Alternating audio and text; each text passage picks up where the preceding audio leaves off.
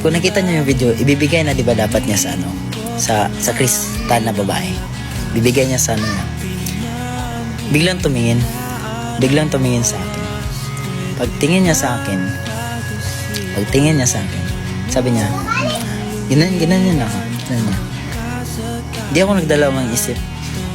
Kasi gusto ko na makita si Rene nun. Gusto ko na siya makita. Paglapit ko, sobrang gaan pa ng pakiramdam guys. Sobrang gaan pa talaga. Paglapit ko dun. Kung nakikita niyo yung video guys, pag-hug namin ni tita, unang ganyan ko guys, dumuko ako. Pag unang ganyan ko guys, dumuko. Kasi di ko kaya. Thank you Claire. Hindi ko kaya makita guys. Hindi ko kaya makita talaga. Hindi ko makita. Pag ganyan ko, until na katatlo, guys, kung marinig nyo lang yung kung paano umiyak si tita, damang-dama mo yung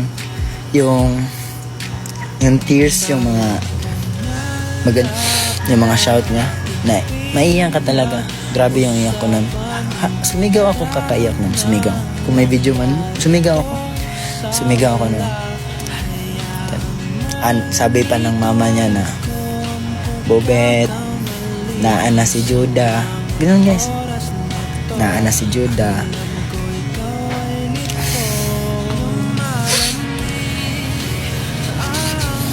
Sabi niya nga, Bobet, naana dire si Juda.